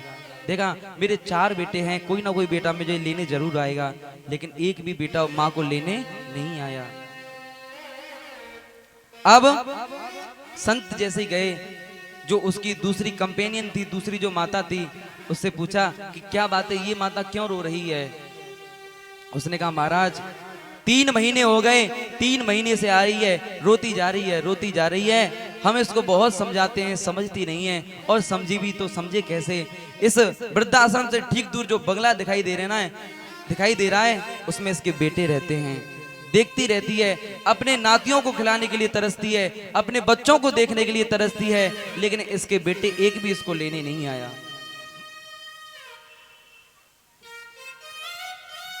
तो सभी से हाथ जोड़ करके प्रार्थना है, माँ बाप की सेवा करो, माँ बाप की सेवा में ही सब कुछ है, तुम्हें कुछ भी करने की जरूरत नहीं है। अगर तुम्हारे माँ बाप दुखी हैं तो भगवान भी तुमसे दुखी है, और माँ बाप सुखी हैं तो भगवान भी तुमसे प्रसन्न है। माँ बाप से बढ़कर जग में कोई दूजा नहीं खजाना। जिसने तुझे जन्म दिया रे दिल उनका नहीं दुखाना। माँ बाप से बढ़कर जग में कोई दूजा नहीं खजाना। जिसने तुझे जन्म दिया रे दिल उनका नहीं दुखाना। जिसने तुझे जन्म दिया है दिल उनका नहीं दुखाना। माँ बाप से बढ़कर दूजा कोई भी नहीं खजाना। भी जन्म दिया है दिल उनका नहीं दुखाना।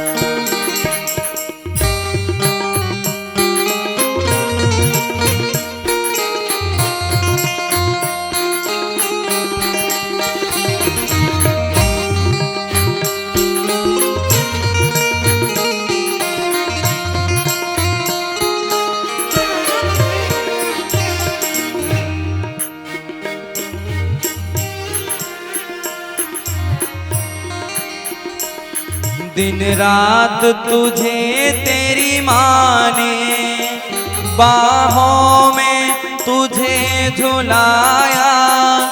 खुद गीले में माँ सोई सूखे में तुझे सुलाया।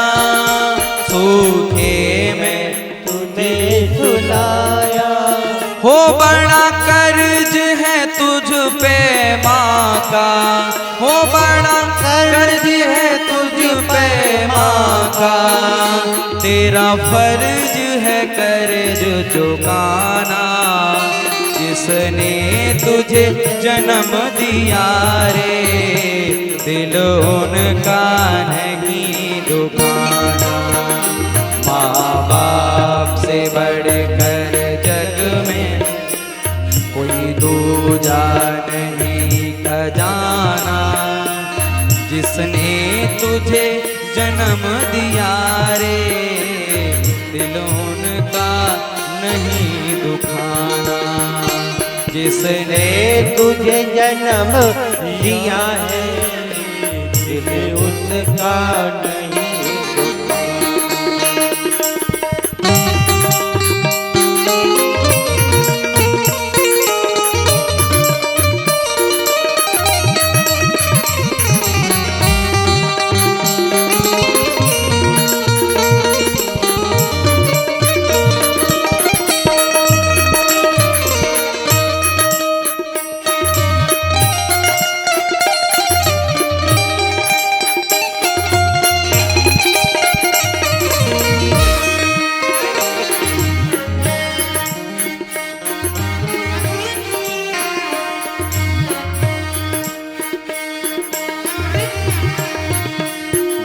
बाप से बढ़कर जग में दूजा नहीं खजाना। जिसने तुम्हें जन्म दिया है दिल उनका नहीं दुखाना। पहले तो तेरी माँ ने बाहों में तुझे झुलाया। सीने का दूध पिलाया। जब जब बंदे तू रोया। जब जब बंदे तो रोया। हो जब जब बंदे तो रोया। हो इस जन्म मरण के जग से। इस जन्म मरण के घर से प्यारे तू मुक्ति पाना। माँ बाप से बढ़कर जग में कोई दूजा नहीं खजाना।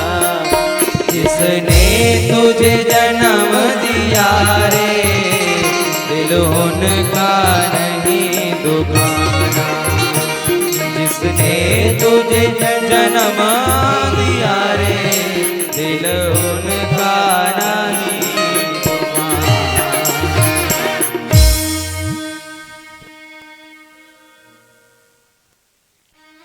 माँ बाप से बढ़कर जग में कोई दूजा नहीं खजाना, जिसने तुझे जन्म दिया रे, दिल उनका नहीं दुखाना। भैया हमारे ऊपर माँ बाप का कर्ज है, इस कर्ज को कैसे चुकाया जाए। एक बेटे ने अपनी माँ से कहा, माँ तुम हमेशा कहती रहती हो कि मेरा कर्ज है, मेरा कर्ज है, बताओ तुम्हारा कर्ज क्या है, आज मैं तुम्हारा कर्ज चुकाना चाहता हूं। अगर कहा जाता है कि हम अपने शरीर से जो हमारी चमड़ी है, उस चमड़ी की अगर जूतियां बना करके माँ के चरणों में डालें, तब भी हम माँ के ऋण से उऋण नहीं हो पाएंगे। क्यों? ये चमड़ी कहाँ से आई है, ये शरीर कहाँ से आया है, ये भी तो माँ ने ही दिया है। ये शरीर को भी तो माँ ने दिया है, तब भी हम माँ के ऋण से उऋण नहीं हो पाएंगे। उस बच्चे ने कहा, माँ आज मैं तुम्हारे ऋण से उऋण होना चाहता हूँ, बता मुझे क्या करना पड़ेगा। माँ ने कहा, मेरे ऋण से उऋण होना चाहता है? बोले हाँ। माँ ने कहा कि आज रात तू मेरे पास सोना। और वो अपनी माँ के पास सोया। माँ चारपाई पर सो रही है, वो भी सोने लगा। और जैसे ही उस बच्चे की आंख लगी, जैसे ही वो सोने लगा, सोई माँ ने कहा, बेटा मुझे प्यास लगी है, पानी दे दे। अब पहली बार तो उसने बड़े सम्मान से, बड़ी श्रद्धा से, हाँ माँ अभी लेकर के आता हूँ पानी, अभी लाता हूँ। पानी लेकर के आया, माँ ने पानी पिया और आधा उसके बिस्तर पर फैला दिया। और जैसे बिस्तर पर फैलाया, उसने कहा, माँ आपने ये क्या कर दिया, आपने मेरा बिस्तर गीला कर दिया, अब मैं कहाँ सोऊंगा, मुझे नींद नहीं आएगी इसमें। माँ ने कहा, बेटा बड़े बूढ़े हाथ हैं, पकड़ा नहीं जाता, इसलिए हाथ से छूट गया, कोई बात नहीं, सो जा।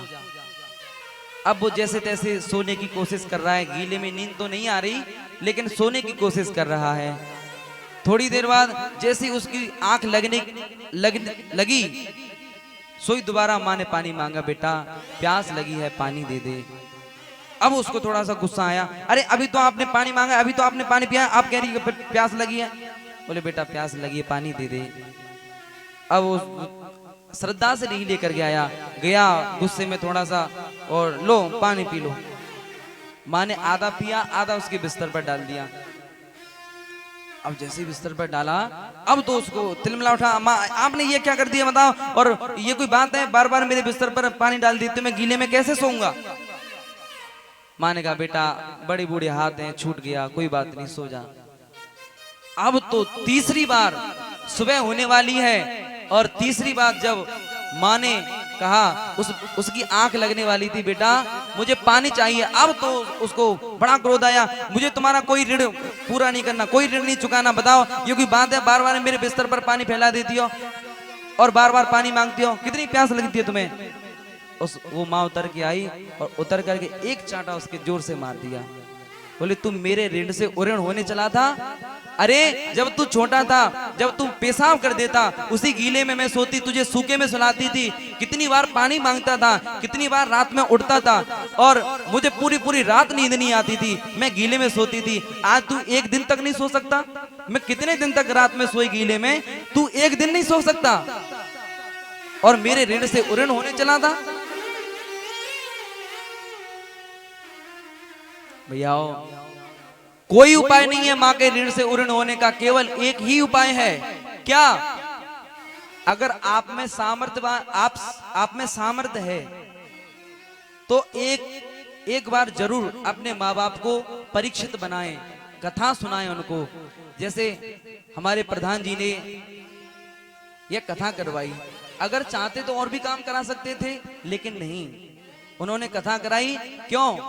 कथा जब कराते हैं तो भगवान के भक्त आते हैं सुनने के लिए, लोगों को लाभ मिलता है, लोगों को पुण्य मिलता है। अगर आप में सामर्थ्य है तो कथा कराओ, माँ बाप को परीक्षित बनाओ। अगर आप में सामर्थ्य नहीं है, कोई बात नहीं, जहां कथा हो रही हो वहां गाड़ी में बिठाल करके अपने माँ बाप को ले तो जा सकते हो, इतना तो कर ही सकते हो। अगर अपने माँ बाप को आप कथा सुनाओगे तभी अब माँ के ऋण से उऋण हो पाओगे, और कोई दूसरा उपाय नहीं है। इधर भगवान सोच रहे थे कि मैं सबको समझा सकता हूं, लेकिन अपनी मां को नहीं समझा सकता। मां जैसे ही कृष्ण के पास गई, मां को ऊपर बिठाया और मां के चरणों में बैठ करके भगवान रोने लगे। रो रहे हैं, रो करके ही मां के चरणों को धो दिया। मां समझ गई कि बाहर जो गोपियां कह रही थी वो सत्य कह रही थी, मेरा लाला मुझे छोड़ करके जा रहा है। पहले तो मैया ने कहा, लाला क्या बात है, तू क्यों रो रहा है? भगवान ने कहा, मैया जितना हमारा संयोग रहा उतना मैं तुम्हारे पास रहा, मैंने लीलाएं की, अब अपना संयोग खत्म हो रहा है, अब मैं अपने कर्तव्य मार्ग पर जाना चाहता हूँ। मेरा कर्तव्य मार्ग है, मुझे वहां जाना चाहिए, मैं जिसके लिए आया था मुझे वो करना चाहिए। पहले तो माँ ने मना कर दिया, नहीं नहीं, मुझे छोड़ करके तू कहीं नहीं जाएगा, मैं तुझे कहीं नहीं जाने दूंगी। उसके बाद में उनको वो वाली बात याद आ गई कि जब तू छोटा था तब एक पंडित जी आए थे।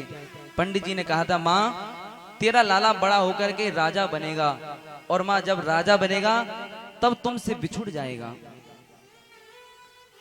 मैया ने कहा, लाला मुझे लगता है कि आज वो दिन आ गया है, अब तू राजा बन जाएगा और तू हमसे बिछुड़ जाएगा, हमें छोड़ करके चला जाएगा। बेटा एक प्रार्थना मेरी है। बोले क्या?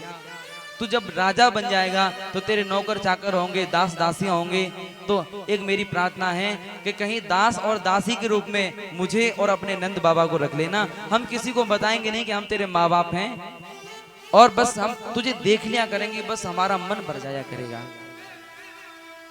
भगवान ने कहा, मैया तू ये कैसी बातें कर रही है, तू दासी बनेगी? अरे माँ तू तो रानी बनेगी। सुबह हुई, सुबह होते ही भगवान ब्रज से विदाई लेने लगे। अब गोपियों को पता चला, ग्वाल बालाओं को पता चला, सभी दौड़े दौड़े आए। गोपियां कहने लगी, अहो विधातस्तवना क्वचित् दया संयोज मैत्र्या प्रणय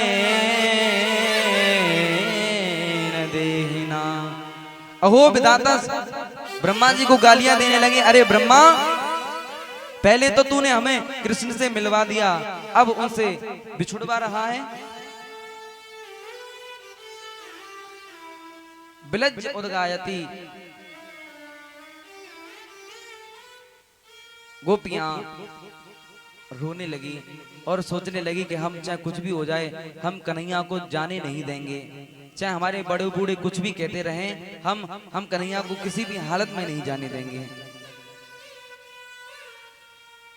अब तो विदाई का समय।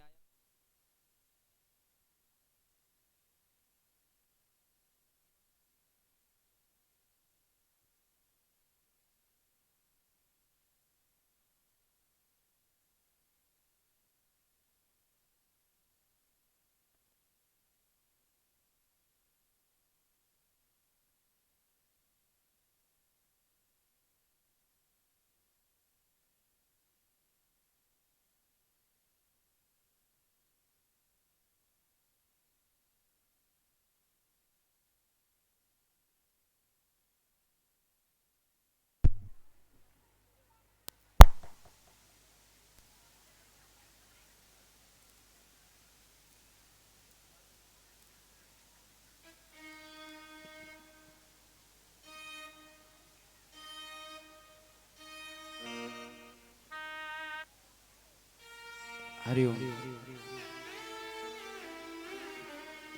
आज ऐसा लग रहा है जैसे ब्रज में कोई विपत्ति का पहाड़ टूटा हो।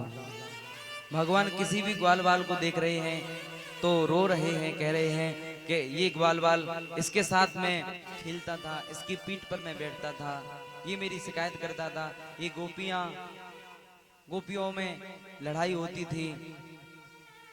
मैं माखन चुराता था, इसके यहाँ पे माखन चुराने गया, मैंने इसकी मटकी फोड़ी।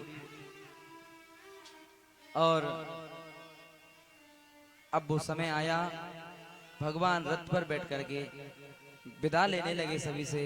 मैया यशोदा बहुत परेशान हो गई, बहुत उदास हो गई और विरह के मारे बेहोश हो गई। और भगवान रथ से उतर के आए।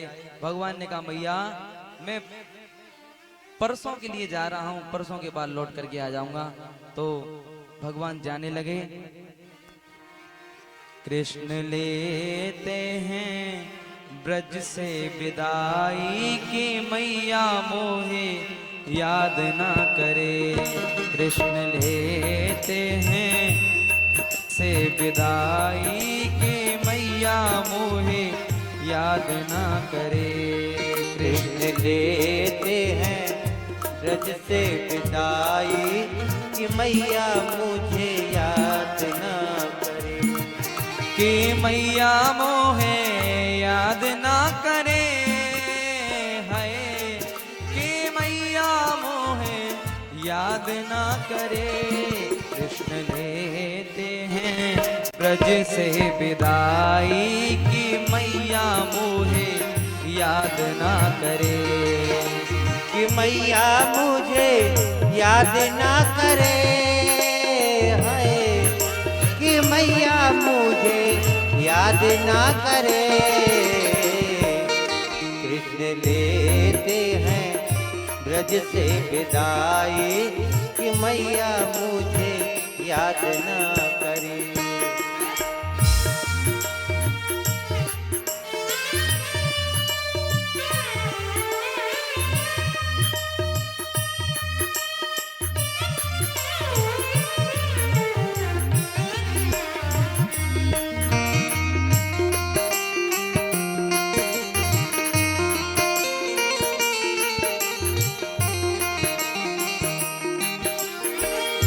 धनुष यज्ञ की सुन के खबरिया, धनुष यज्ञ की सुन के खबरिया।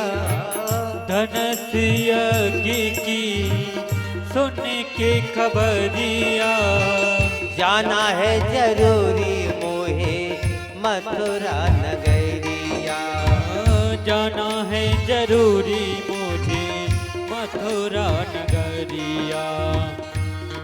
मोहे जाने दे माई कि मैया मुझे याद ना करे। कृष्ण लेते हैं ब्रज से विदाई कि मैया मुझे याद ना करे।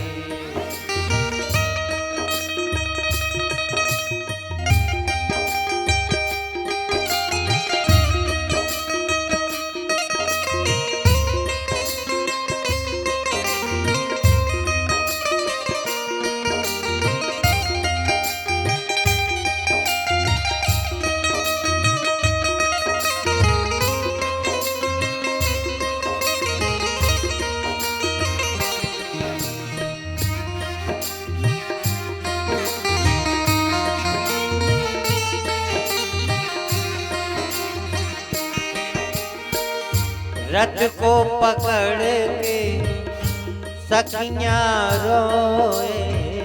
रथ को पकड़ के सखियां रोई। रथ को पकड़ के सखियां रोए। रथ को पकड़ के सखियां रोई। द्वार खड़ी माँ यशोदा रोए। द्वार खड़ी माँ यशोदा रोई। मेरी माँ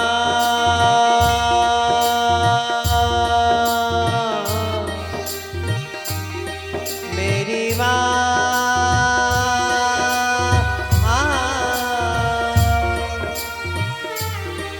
मेरी माँ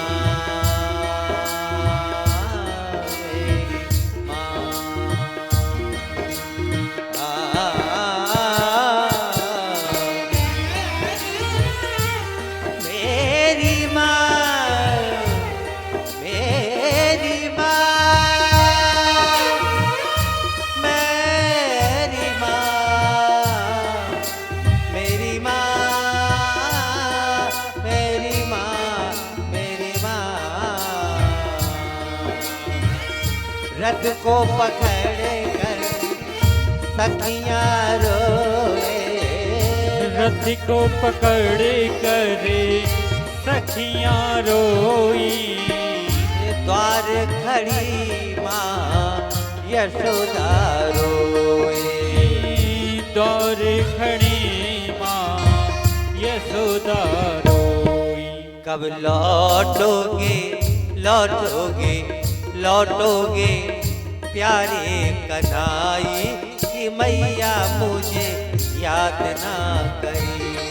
कब लौटोगे लौटोगे लौटोगे प्यारे कन्हाई, कि मैया मुझे याद ना करे, कि मैया मुझे याद ना करे, है कि मैया मुझे याद ना करे।